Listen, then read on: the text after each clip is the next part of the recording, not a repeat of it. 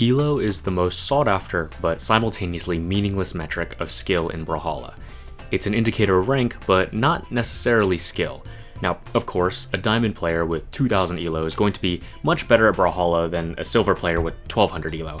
That's not what I mean when I say your ELO is worthless. To illustrate the point of this video, I'll give an example.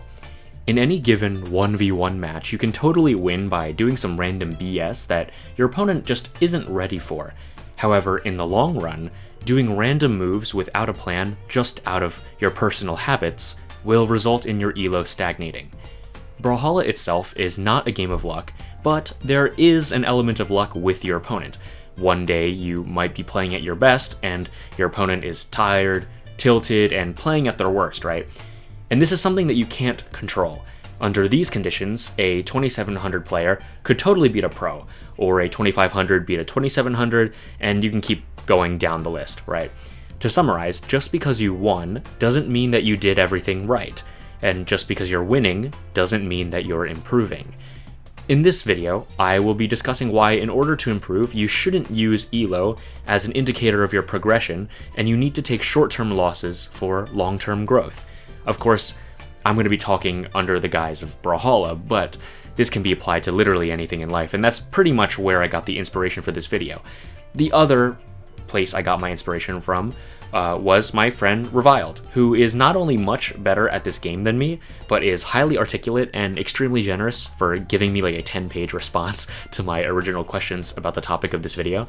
So that being said, everything I say here is still my own words and my words alone. They don't reflect exactly what Rev said, but they did take inspiration from him, as I respect him a lot. So, thank you, Reviled. In the first chapter of this video, we will be talking about the true rate of improvement. As with any hobby, when you first start, you tend to progress a lot faster than when you get really good at it. This is because as you improve, the things that you learn become more and more nuanced. In Brawlhalla terms, when you first start playing, you improve a lot very quickly by learning fundamental mechanics.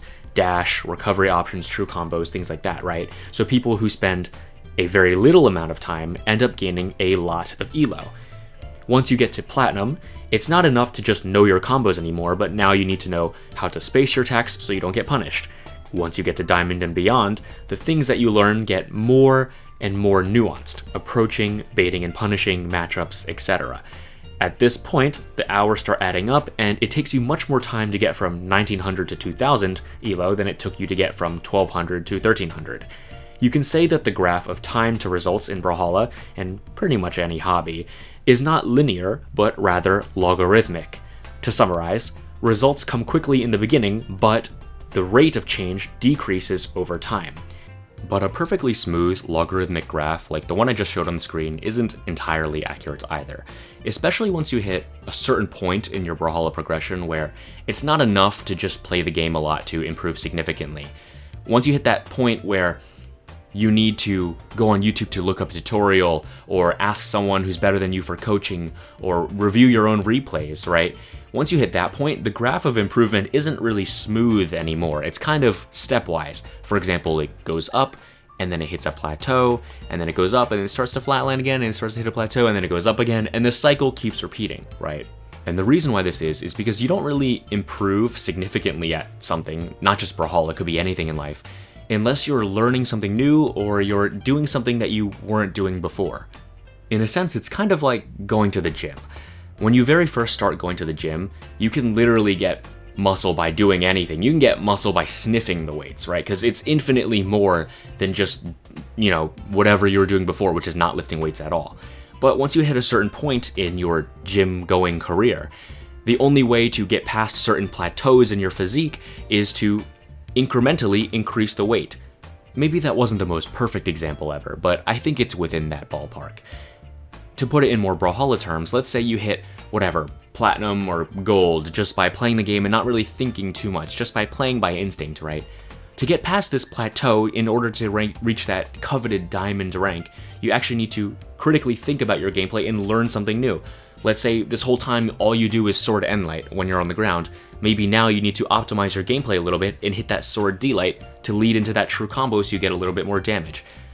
All these little changes in your gameplay, it's one little increment at a time, like adding a little 10-pound plate on that side of that squat bar. Eventually, once you spend enough time ironing out all the ways that something works or it doesn't work, it's gonna click for you and you're going to reach over that plateau that you're currently stuck at. And of course, once you reach a certain skill level, the plateau is going to be longer and this jump in skill is going to be shorter, right? It's not like I'm saying one day you're 2000 ELO and then you learn how to space one move and suddenly you're 2200 ELO, right? That's not really gonna happen super often. All I'm trying to say is that while you do constantly work on your skills as you play the game, it's okay to reach plateaus. Plateaus are perfectly normal. The only thing you can do to get over it efficiently is to actually step outside of your comfort zone and try something new.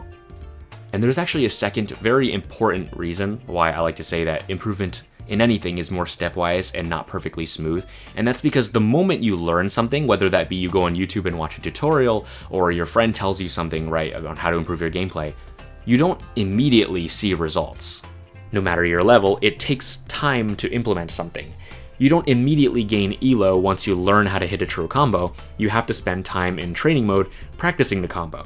And even when you go into ranked to use the combo, you might lose games trying to hit it and missing, when you normally would have beat your opponent by just spamming Orion Lance Sidesick. In conclusion, you should just spam Orion Lance Sidesick.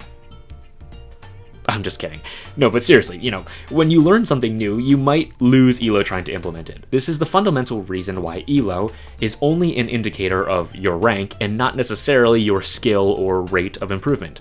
Just because you lose ELO when trying something new doesn't make you washed.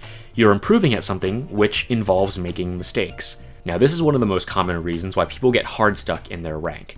They either never try anything new and they just play in their usual comfort zone and only rank up by brute forcing their way to 500 wins in a season, or when they do try something new, they lose ELO, get discouraged, and go back to their original playstyle. The key point I want you to take away here is that you need to embrace short-term loss to have long-term gains. That means you play to your highest possible rank, and when you inevitably get stuck, you have to change something and be okay with the losses you take as you step outside of your comfort zone. Remember that you don't improve at a constant rate. The graph of improvement is not smooth, but stepwise. Some things you may find more difficult to improve at than other things, and that's perfectly fine. We all have our own strengths and weaknesses, but the thing that separates us is who is willing to lose now, learn from those losses, and win later. This brings us to Chapter 2, how wins can reinforce bad habits. Remember that hypothetically, a pro having a bad day loses 8 times out of 10 to a 2700 player in ranked, and a 2700 player having a bad day will lose 8 times out of 10 to a 2500 player. When the lower rank player beats the higher rank player having a bad day, it reinforces that what they're doing is right. But if everything that they were doing is right, they wouldn't be the lower rank player. This isn't to say that if someone is having a bad day, it completely invalidates winning against them. It's a good thing if you're able to win against someone having a bad day, because it means that you can capitalize on their mistakes. The real issue with this is just taking the win and ELO without actually going back to see why or how you won. Now, some astute viewers might expect me to talk about reviewing replays, and you would be right, just not now, in a few minutes. Let's talk about another bad habit that plagues the Brawlhalla community, gaming community, and really any community with a competitive side: dismissing advice. When you're asking for help, the person says you need to work on your spacing, your movement, your etc, right? Fundamentals. And the person asking for advice dismisses this and says, well, my movement is already really good, or XYZ is already really good. Well, the thing here is, if you really knew the fundamentals, why did you need coaching in the first place? Invalidating the advice that's given to you kind of shows that it's not anything technical or mechanical that you need to work on first, but it's more so your mindset that you need to fix. It takes a lot of maturity, humility, and open-mindedness to accept that you may not be playing how you like. It also takes a lot of time to break the bad habits that you've built and replace them with good ones. So knowing all of this, how do we actually improve? In psychology, there's this thing called negativity bias. You can look it up, the whole history of it, if you're really curious, but to summarize, basically we learn from things more, or we tend to remember things better that are negative to us. For example, in Brawlhalla terms, you learn more from your losses than your wins. This goes back to my point on how wins can reinforce bad habits. It doesn't mean that winning is bad or that winning doesn't tell you anything. I'm just trying to say that in general, your losses can tell you more in the long run. Now, this isn't a guide on how to review replays, but reviewing replays is crucial to improving. To keep it brief, it helps if you have someone better than you when helping you review replays, but I know that not everyone has that luxury, so the easiest way that I found to review my replays is just to literally look at every single time that you get hit and ask, why did you get hit? Did you miss an attack? Did you get waken up? Did you overcommit and chase your opponent when you should have just, reset the neutral? At the end of the replay, compile the list of the most common ways that you got hit. Whatever was the most prevalent mistake is the thing that you should focus on avoiding first. The reason I say this is because you can't realistically improve at everything all at once. Remember, it's not a constant smooth line, it's stepwise. Pick one thing at a time to improve on. In the same vein, you should also review replays on the matches you win to see why you won. Remember how I said before that a 2700 can beat a pro having a bad day, but the dangerous thing is just taking the win as a sign that you're doing well and not thinking about it. Just like how you have bad habits, your opponent also has bad habits.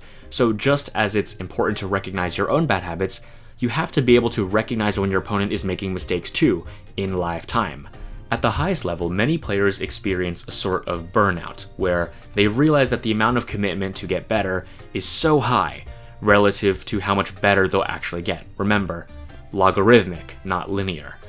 Again, it's not so much a technical thing as it is a mental thing. When I asked Rev about this, he says the main way that he sees players break out of the cycle is either by playing so much that they're bound to try new things, either out of tilt or boredom, or by taking a break and resetting their style and mental entirely.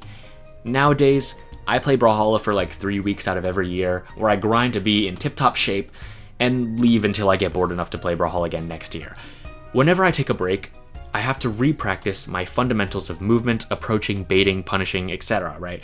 It helps me break my previous bad habits, and I tend to get significantly better with each time I leave and come back. Now, I'm not saying that you should be like me and physically quit the game for like 90% of every year. Obviously, you need to put in the time to actually improve at something, right? But what you can take away is my mindset. Every time I come back, even though I don't take this game super seriously anymore, I bring myself back to the drawing board and build myself up upon good fundamentals. Every time I notice that I'm losing a lot or I'm getting hit a lot, I try to find the root cause. No, the root cause is not because Scythe is broken, but it's because I dashed into my opponent when I should have just waited. No, the root cause is not because Terrace is broken, even though he is. I just shouldn't be getting hit by 4 hammer sidelights in a row. I need to start dodging or taking another step back. Don't think that just because you're whatever, XYZ ELO, that you're too good for the basics. At the highest level of not just Brawlhalla, but literally any game, sport, or other activity, the top performers are often just masters of the basics, and they don't win by gimmicks alone. Because at the end of the day, gimmicks and tricks only work when you have good fundamentals to be able to set them up in the first place. Sandstorm didn't become the 3-time world champion only by getting crazy offstage scythe gimps or playing the best characters of the time like Mordex and Jaehyun. He still had to move, win neutral, and bait and punish just like the rest of us. Mike Tyson didn't get his round 1 knockouts by just running at his opponents and swinging. He had to close the distance and slip and roll just like how he practiced in the gym. LeBron doesn't make it to the highlight reel every single play because sometimes all you need is a layup, not a slam dunk. The point being is that no matter how good you are, you can always go back to the basics. One more trend that gamers in general, but especially Brawlhalla players, are very fluent in is playing the blame game. Brawlhalla is not a game of luck.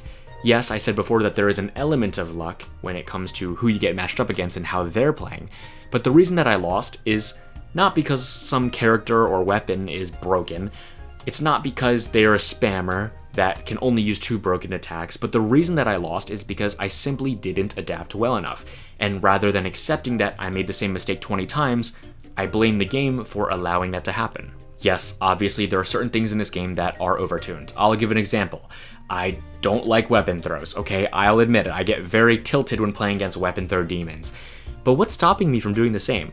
It's not like weapon throwing is a character-specific tech. If I can't beat them, why not join them? Now, I'm not saying to just copy your opponents and expect to win. What I'm trying to say is that the best way to learn how to counter something is to try it yourself. So rather than dismissing a legend, weapon, or playstyle as dumb or cheesy, maybe spend some time trying to learn it or mimic it. You'll find very quickly how you get countered, and in turn you can use that knowledge to fight against it yourself. Alright guys, that's the end of the video. Thank you so much for watching. This is kind of a remaster or sequel or whatever you want to call it of a video I did a while ago called The Mental Warfare of Brawlhalla, and also another video that's unlisted now, you can't watch it, it's talking about the rate of improvement. Anyway, I wanted to remaster it because this is something that doesn't really just apply exclusively to Brawlhalla, but this is advice that you can really take to anything in life. Anyway, I hoped you picked something up from this video. I hope it was helpful in any regard. Hope to see you guys next time.